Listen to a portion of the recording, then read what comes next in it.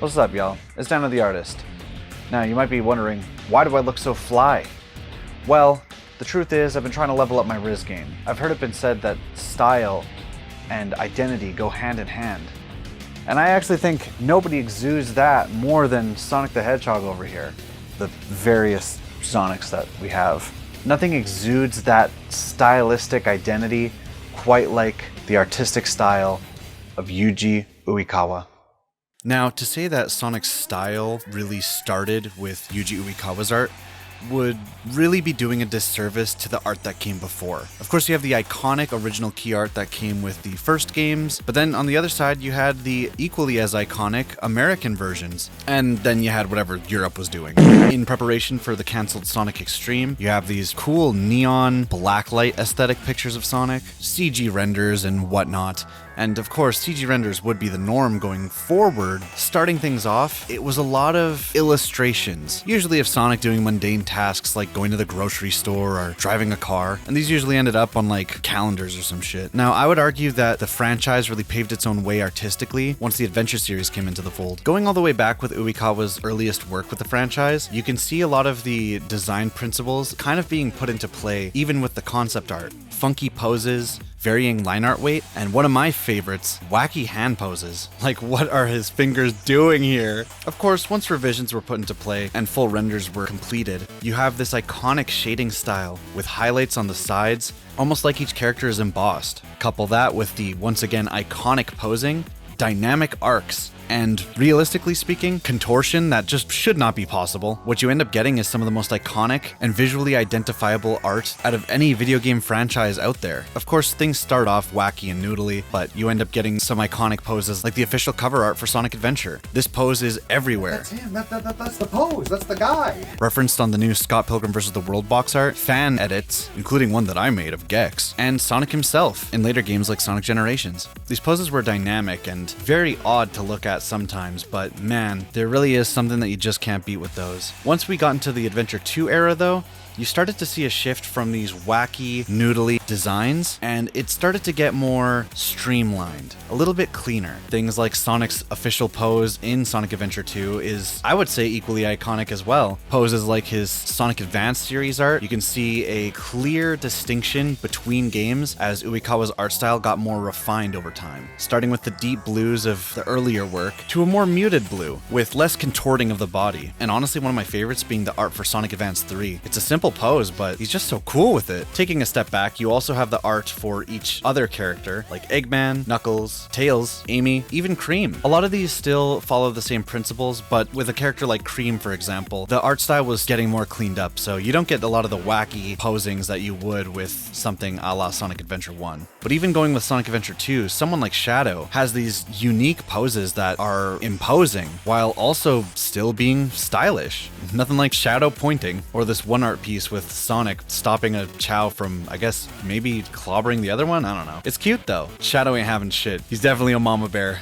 Do not touch his child. Something to be mentioned too is the forced perspective. I know I already kind of mentioned that with the concept art, but with something like Sonic's pose in Sonic Adventure 2 Battles box art, you really get the weight of his pose with one arm in front and one arm behind. And for a lot of years, Uekawa's art style would remain nearly consistent with some proportion changes with games like Sonic Rush, for example, where Sonic almost had a bigger head and his legs were a little bit shorter. But that also kind of matched his look in Sonic Heroes, which I guess brings us to the next point, Sonic's CG render.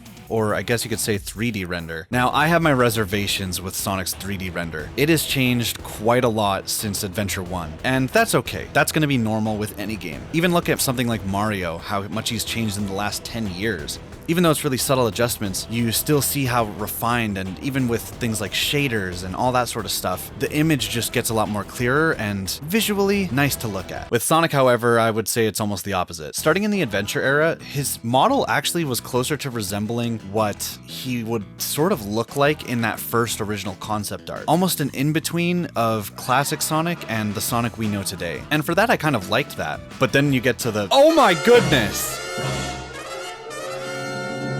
I just don't know what to say. I've never been a fan of the weird shiny model that they used in Adventure DX and Heroes. He just looks like he's made out of cosmic goo. He looks like he's made out of extreme blue. He looks like he's on the set of a oiled up Latina Brazzers film. He looks like some weird experimental colored food for children in the 1990s. That's not to say that the shiny look can't work. One of my favorite Uekawa pieces was almost an in-between of like an airbrush CG rendering and his regular art style for the Sonic Gems collection. A little bit of forced perspective with his right fist and right shoe being a little bit bigger than the left, and just some really clean rendering. Like, there's no other art piece in the Sonic pantheon that looks like this one. And yeah, Metal Sonic's there too. He's cool, I guess. I also really like a lot of the promotional pieces for Sonic Adventure 2, especially when the Dreamcast had sort of failed and things were heading over to the GameCube. There really is just something about that character model from Adventure 2 that just hits a perfect blend of the 2D Uekawa art style meeting 3D models,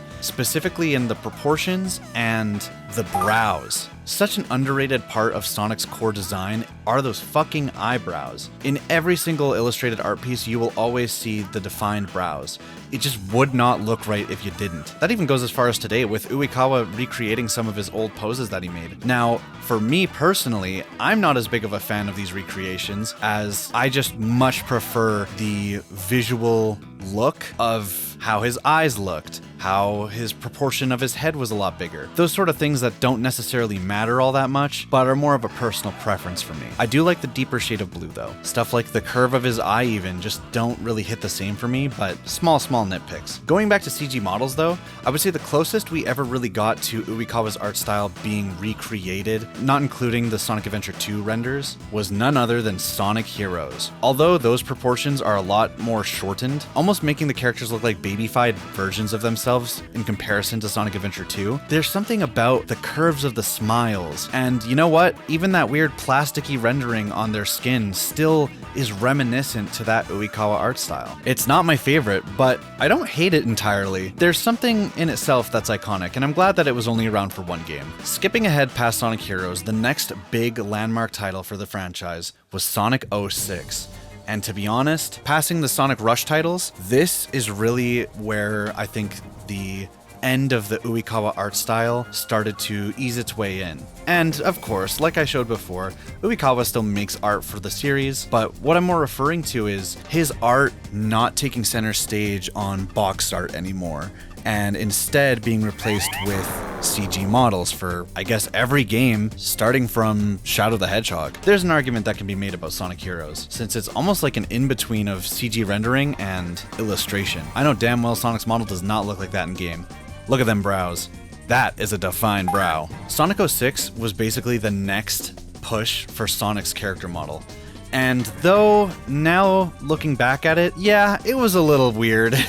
You have these really elongated proportions that I would argue are more reminiscent of Uekawa's art style, proportionally speaking. This still looked a little weird, especially with the way that his eyes were rendered out, almost in like a V shape. But still, there's something iconic about it, and something that I wish you could have seen at least a little bit more of. But of course, the failure of Sonic 06 is a story in itself for another video. And that brings us to, basically, stagnation. Since Sonic Unleashed, Sonic's model has kind of just been the same simplified, very clean, and safe character model. Sometimes straying a little bit if it's a spin-off like Sonic Boom, or if they want to do whatever the fuck they were doing with Forces, making his quills a lot smaller. There are subtle changes like that, but otherwise, renders from Sonic Unleashed, Sonic Generations, Sonic All-Stars Racing have almost become the poster children of Sonic as a brand, and I fucking hate it. We did at the very least get this funny picture of Sonic holding a flip phone. Pick up the phone, baby.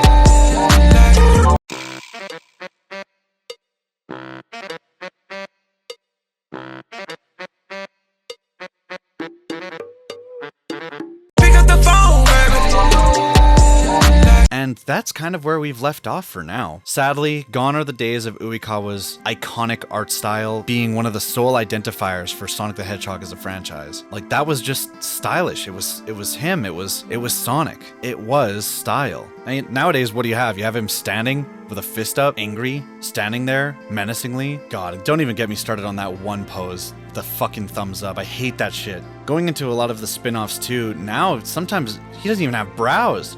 He just has eyes.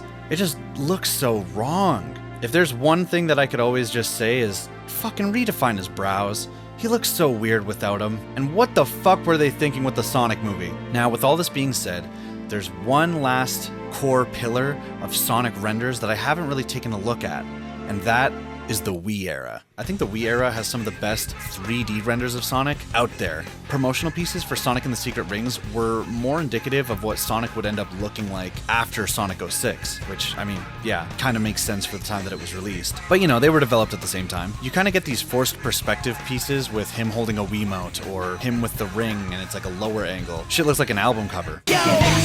Sonic and the Black Knight also has some of the cleanest art, whether it's the pose of him lunging into the distance, which is similarly used in New Frontiers art. I would say the end of the Wii era was the ending of cool poses, but I mean, that's just my opinion. The real pinnacle to me will always be Sonic's Brawl render, but I'll have time to talk about that again later this month. Don't you worry. For now, I guess we'll just have to keep looking at this stupid Sonic Dash art. You know, for as much shit as I give the modern interpretations of Sonic's render and model, at least I can say, please, don't ever give him a mohawk again. That shit was foolish. But I think it was good to kind of take a look at memory lane, looking at more of the art styles of Sonic the Hedgehog and the different interpretations that he's sort of taken. Tomorrow, I'm gonna let y'all know my opinion on a specific part of Sonic's other artistic endeavors, that being the music. I'm just gonna rant for like a minute or two.